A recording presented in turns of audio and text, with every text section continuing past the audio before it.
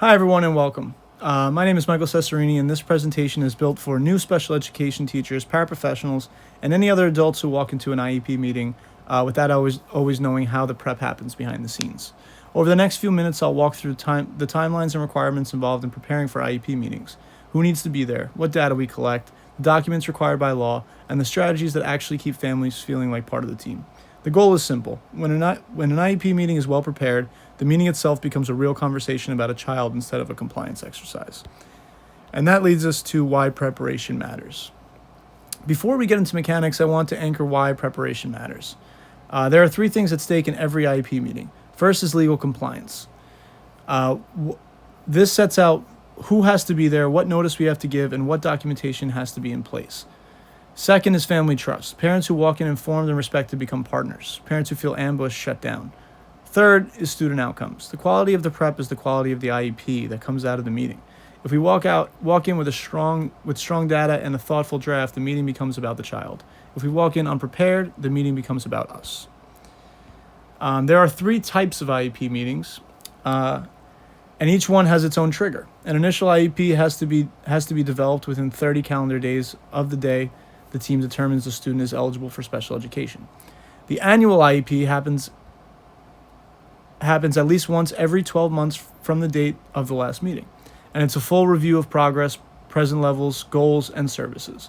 Amendments are different. They happen anytime between annuals when something needs to change, like a service minute adjustment or a new accommodation. With parent agreement in writing, an amendment doesn't even require a full meeting. Knowing which type of meeting you're holding shapes everything that follows. So next is a suggested prep timeline. 4 to 6 weeks out, I confirm a meeting date with everyone required to attend and send the formal written notice. 3 to 4 weeks out, I'm pulling progress monitoring data, work samples, behavior data, and related input. 2 weeks out, I draft the IEP itself, including present levels, proposed goals, services, and accommodations. 1 week out, I send that draft to the family along with any new evaluation reports. A day or two before, I can confirm logistics and gather everything I need for the meeting. This timeline is what turns a meeting from rush to actually collaborative. And this timeline is crucial and important because if you let each week bleed over into the next, then it starts to feel less like separate stages of the IEP and more like one big document.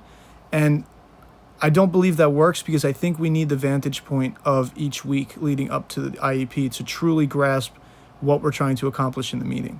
4 to 6 weeks in the schedule, 3 to 4 weeks with pulling data, 2 weeks with drafting, and 1 week sharing the draft with the family.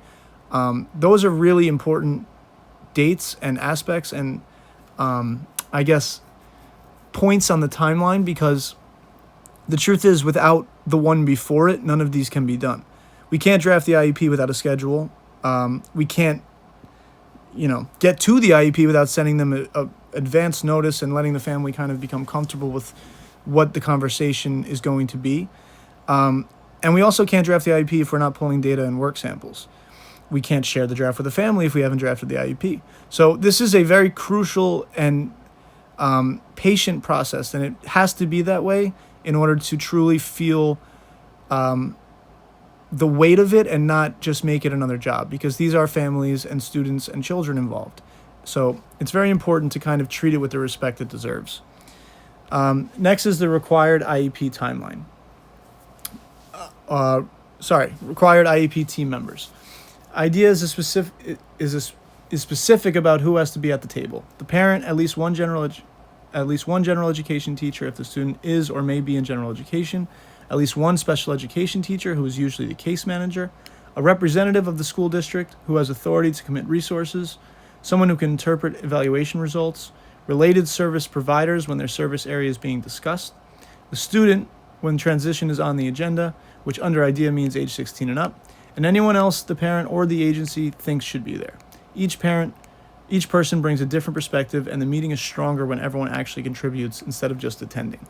And this is just, a classic example of delegation, and not in a way that, makes our jobs easier, but in a way that makes our jobs more effective. If we can individually focus on our students from different angles, then it'll be more useful to the student and the family.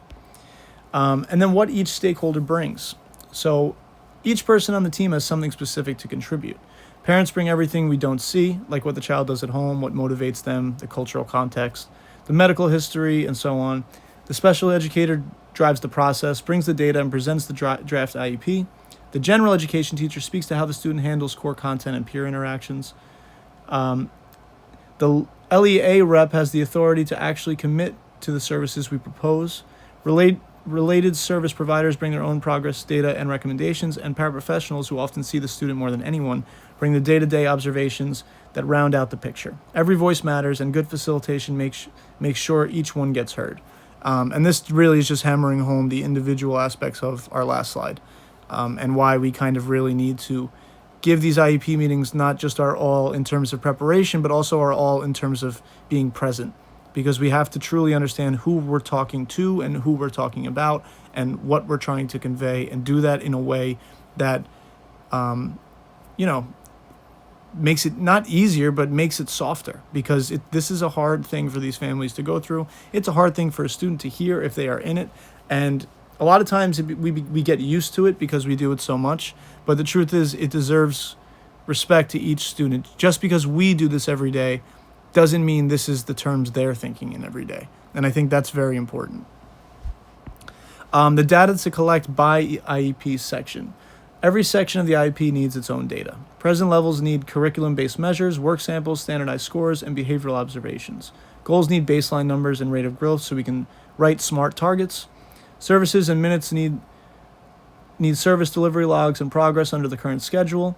Accommodations need evidence of what's working in the classroom. Placement decisions need data on how much of the day the student spends with non-disabled peers and how they're responding to the current setting. And if behavior is a factor, the FBA, BIP, fidelity data, and the ABC data all come into the meeting. The rule of thumb, if it's in the IEP, we should have data behind it. And I feel like that's pretty self-explanatory. If you're going to bring it up to the parents or to the student or to the resources present in the room, you should be able to prove what you're talking about based on data you have taken. Without data, it kind of just turns into opinions, and that's not where we want to operate in these meetings.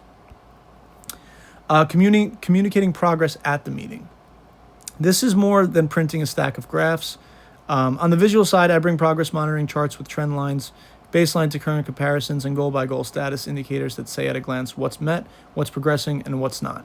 And this has just been through, so I have sat in on a mock IEP with some of my educators that I work with. I'm a paraprofessional, and when I did my sit-in with my bosses and the educators above me, they really stressed the communicating progress aspect of it.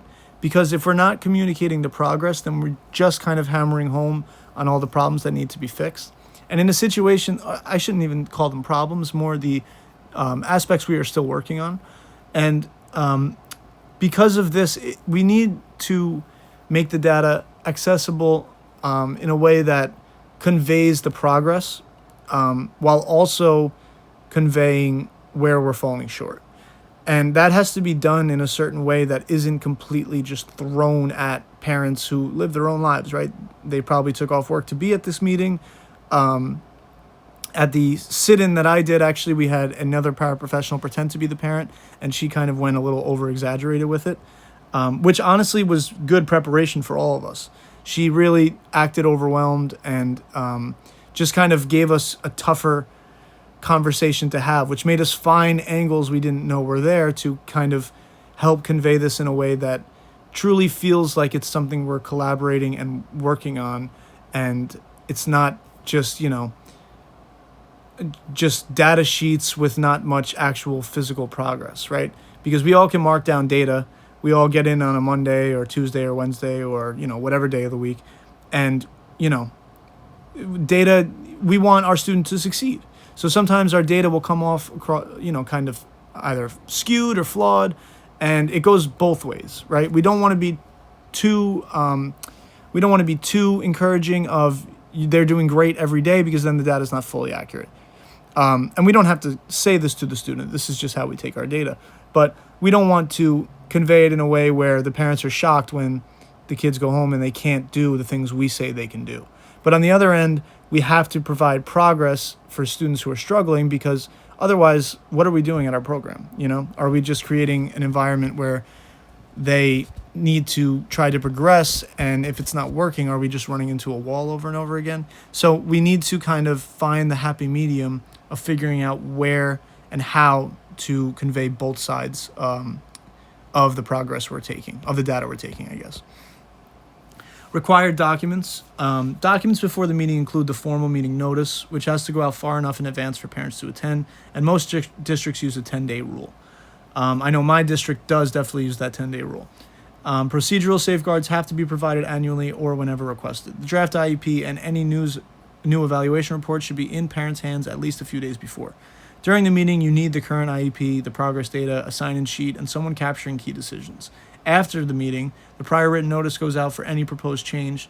The finalized IEP gets distributed to parents within a reasonable time, and any consent paperwork for new services or placement gets signed and filed. And again, this one's pretty self-explanatory. The required documents are, of course, required. And that's just kind of the way it is. We cannot have an IEP without any of these documents because then we are not accurately reflecting the progress or the meeting. Why share the draft IEP in advance? This is one of the highest leverage things a special educator can do.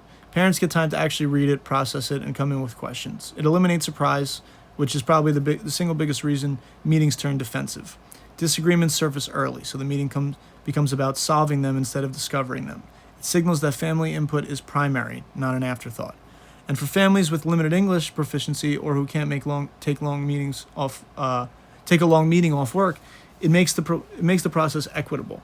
McNulty and colleagues describe this as turning a presentation into a conversation, and that's exactly the shift we want. And this is another one that really explains itself, but I think that last line really hits it home. It turns the presentation into a conversation, and that's the point that I really want to stress, because if it's a presentation, then we're talking at them. If it's a conversation, we're talking to them. And I think that is one of the most important aspects of running an IEP with parents who, are living their own lives as well. And if they took off work or, a million other things that happen every day to everyone in their own lives, we need to understand that we can't blindside them. And I think that is imperative. Making families feel valued. This is more than a tone, it's a structure. A short pre-meeting call gives parents a chance to flag concerns before the room fills up. Translated materials and interpreters scheduled in advance signal that the school is meeting the family where they are. Flexible scheduling, evenings, early mornings, or virtual options remove practical barriers. When a parent absolutely cannot attend in person, alternative participation by phone, video, or even written input still counts. And a simple parent input form sent home before the meeting tells the family their priorities are part of the agenda, not an afterthought. These strategies pull in families that the system has historically left out. This is extremely important. I mean, some parents work all day. Some are single parents. Some people don't have cars, right? There's a million different reasons why someone wouldn't be able to come in for an IEP. And it's very important to meet them where they are, as the slide states, because otherwise we're it's not taking advantage because we're not getting over anything, but it is signaling that we're not truly interested in their opinion. And that's not the way to approach this. Effective facilitation. Good facilitation looks the same online or in person at its core. Open with introductions and state the purpose. Share an agenda. Invite the parents' input on each item first. Avoid arguments and defensiveness as best you can, or at least explain and over-explain if you have to try to keep that defensiveness from getting too overbearing or from forming into a wall that now we can't get past and can affect future meetings. End it with clear steps and a written summary in everyone's hands. For virtual meetings specifically, test the tech with the parent before the day off. Share your screen so everyone is looking at the same draft. Use the chat to handle questions without talking over each other. Get written consent before recording. And send digital signature links and copies the same day so nothing falls through the cracks. And that's very important, to make sure that you close the loop on the meeting the same day that you do it. Because if you start to let things go, then there's no way to really effectively know when we can close the loop. And when I say close the loop, I mean end the discussion. Because if we keep the conversation open, then these meetings become kind of just monthly checkpoints, while, as opposed to something where we're really building and evaluating, right? And time is required in between these meetings to do that, right? Progress doesn't happen on a Thursday after you talk on Wednesday, right? Progress happens from changing your program, changing what data you're collecting, and gearing it more towards what you actually want to see happen before the next meeting. And that's very important to do. And facilitation is really the only thing that we can truly control here, because the data is going to be the data, the student is going to be the student, the parents are going to be the parents, right? And those are things we cannot control as educators. But the facilitation and the way we look them in the eye, respect them, and treat them as part of the conversation is just, that's what we can control. And by providing other areas for them to kind of get their input in if they can't make it on our schedule, signifies exactly what we want to signify, which is that they are just as important to this structure as we are. Ongoing collaboration. The IEP doesn't pause between meetings. Strong programs keep families looped in continuously. Communication logs that go between home and school weekly. Progress reports tied to each IEP goal sent home as often as general education report cards. Family-friendly portals like Class Dojo or Seesaw for quick updates and work samples. Scheduled monthly or quarterly check-ins to catch issues before they grow. Pre-written email and text templates that can be translated quickly so language is never a barrier to a fast update. And data tracking platforms that let the team and the family literally look at the same numbers. The more continuous the contact, the easier the next IEP meeting becomes. And so this is the other side of the previous slide, right? The IEP meetings have to be the true touch base point where you actually discuss how the data will change and discuss little things like that. But the ongoing collaboration will allow these IEP meetings to be relevant and kind of more catch up than a complete progress report along with the IEP meeting, right? These progress reports and the communication logs make sure that everybody's in the loop. So if you bring something up at the IEP meeting that maybe is a bigger deal to that family, and it could be big or small or anywhere in between, it's not a surprise. And that's very, very important, because if you surprise the family, trust gets fractured, and a lot of other things can kind of get caught in the crossfire of the emotions that come with being surprised by something like that. So our key takeaways from this presentation is really just 4 things. And if you walk away with these 4 things, I think that I've done my job as in this presentation. The first is prep is the meeting. The hour we spend in the conference room is the easy part if we did the work in the 4 weeks before. The second is data drives every section. If it's in the IEP, there should be evidence behind it. The third, share the draft. It's the single highest leverage thing you can do to change the dynamic of an IEP meeting. And the fourth, our families are partners, not audiences. Translated materials, interpreters, flexible scheduling, alternative participation, these are not extras. They are how a meeting actually becomes collaborative. Get these 4 right, and the rest of the work follows. Thank you for listening to my presentation.